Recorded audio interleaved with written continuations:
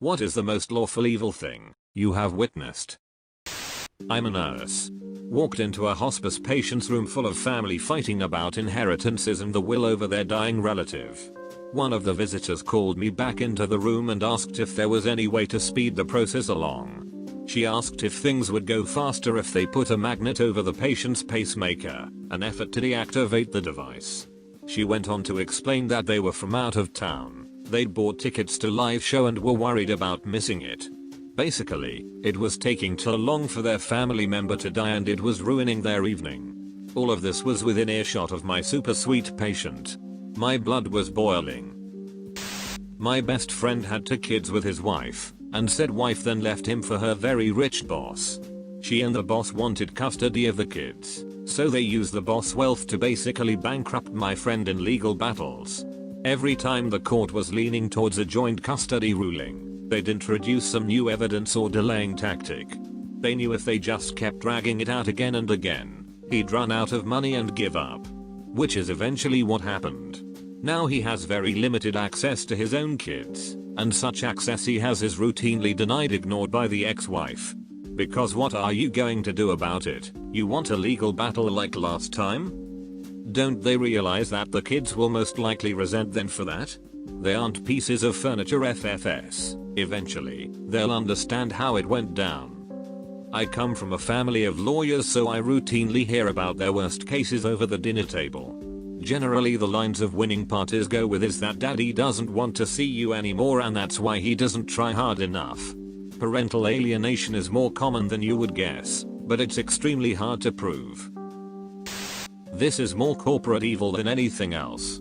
Had a customer, we are a small business making super specialty products, put down $30,000, take delivery of our product, then, I think it will be cheaper just to sue you than to pay you the remaining $30,000. Of course I thought, no way, we have all the signed paperwork and everything.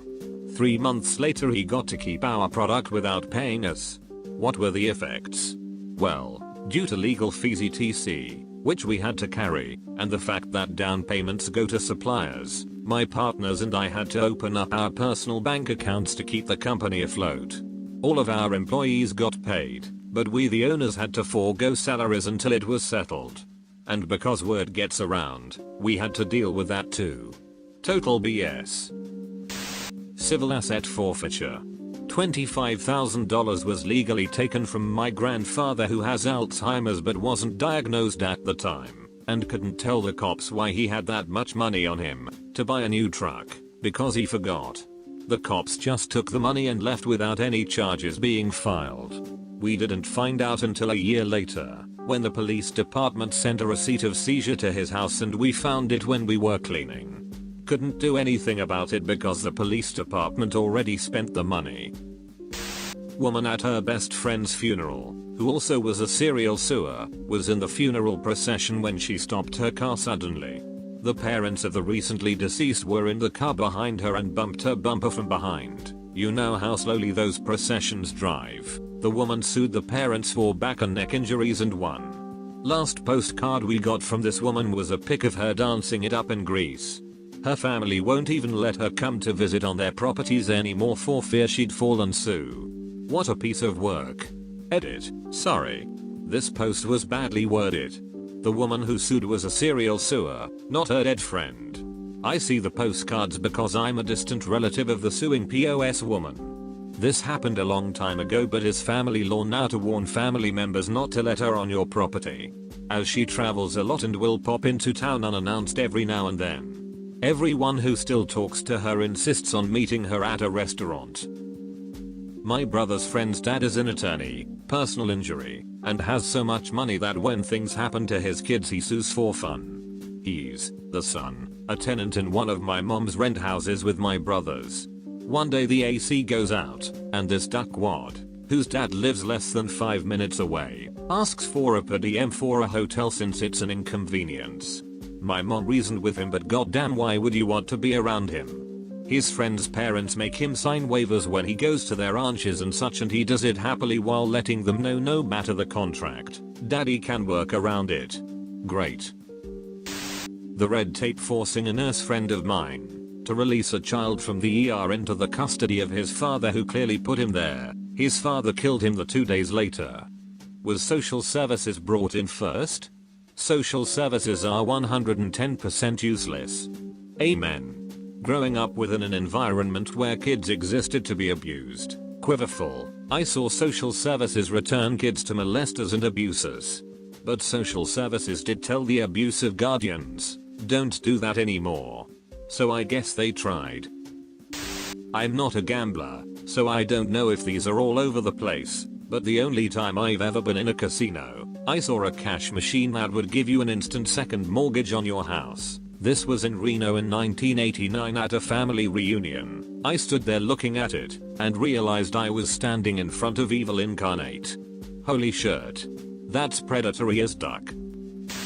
Girl in high school had a mad ex decide to post the nudes she sent him on her Facebook page and tag the entire school on the posts. She went to the police about it and they told her they could prosecute the guy, but she would also be prosecuted for producing and distributing CP. Does that also apply when the child is herself? Yes, actually. I've seen a girl get tried as an adult for possession of CP photos of herself. We're going to acknowledge you as an adult while acknowledging that you're a child. Buddy of mine had a court case. I showed for moral support and saw the most racist BS I have ever seen. Cop pulled over 2 young black guys for no reason, pulled his weapon on them and yelled at them to get out of the car and walk backward toward his. He put them in cuffs in the back of his car, searched their car, found nothing, so wrote them tickets for walking on the highway. That's what they were in court for. The men explained to the judge, he forced us to walk on the highway. He was pointing a gun at us. Judge found them guilty. Still makes my blood boil. My piece of shirt uncle who sued his 74-year-old mother. Long story, but my uncle lost the case, by the way, but it left my grandma in serious debt for the rest of her life and he couldn't care less. Oh god. I know that feeling. My grandfather was a CEO of a local steelworking company back in the Second World War era, and during the war the need for metal skyrocketed and his company ended up making a shit ton of money. He sadly passed away in 2013 and left his wife, my grandma, his daughter, my mom, and his son, my uncle. Each got about $600,000, I believe. My uncle burned through it all on shirt he didn't need, 4K TVs. He bought himself a brand new high-end SUV type car, then another car, so on and so forth.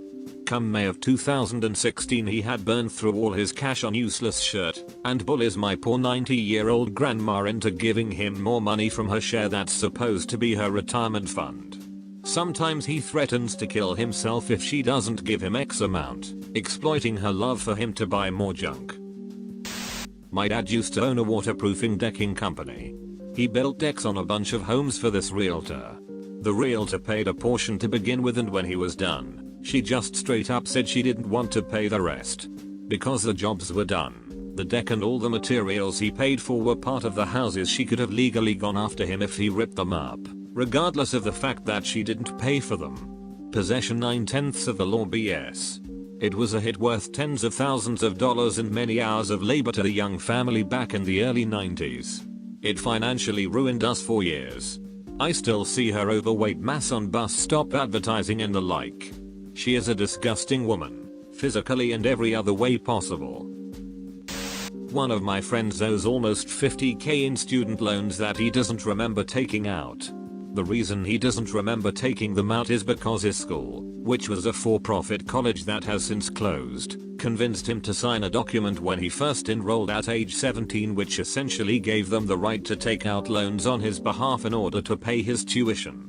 They didn't really explain to him what the document was, they just got him to sign it amongst a flurry of paperwork. The school then took out several private loans with an exorbitant interest rate, and my friend just started getting letters out of the blue the year after he graduated. When he was in school, whenever these loans would show up on his student portal, they were named a confusing code number, like X435 or something like that, and classified as financial aid, so he thought he was getting financial aid. Apparently this has happened to a lot of people, but he was told that there's nothing he can do about it, especially since the school has closed. I'm not sure about the precise legality, but he contacted multiple entities to discuss it and all of them said there's nothing he can do because he signed a contract willingly. This doesn't feel like it should be legal, but the attorneys say that there's nothing they can do. He even spoke to somebody who works for the private loan company. The representative felt really bad for him, helped him drastically reduce his monthly fee to a payable amount, said that the same thing actually happened to her. She owes $10K, and there's nothing she can do about it either. Edit. To clarify, I shouldn't have said he thought he was getting financial aid, because loans are a type of financial aid. What I meant to say is that he thought he was getting education grants. Also, I asked and he said his parents did sign the documents too, but they don't speak or read English. So, while he was at this meeting with the financial representative from the school, he was translating back and forth and very confused about what was going on. I sell car parts. I am a very small player in a fairly niche market which contains a couple of other small players and two big players. One of the big players collapsed, owing a lot of people money. Very unfortunate. It happens. The administrators were called in and the owner issued an emotional message on Facebook, saying how sorry he was, sickness in the family, very sad, etc, etc, but not to worry, the business has $400K in new stock on the shelf and the administrators will sort it all out. But later, it turns out that he knew he was about to fold but continued taking people's money, even though he had zero intention or capability of supplying them. Transferred the second-hand parts side of the business into a new business which his father opened in the same name, at the same address. The new business also scored the website. Somehow worked out a deal with the administrators whereby the $400K in new stock was purchased by the new business for $14.5K because the new business would not give the administrators access to the website to identify any of these specialty parts. He apparently intends to go back into business, but since all the people he owes money to are going to get pennies in the dollar, it would be incredible if anyone trusts the family again. This sounds like blatant fraud.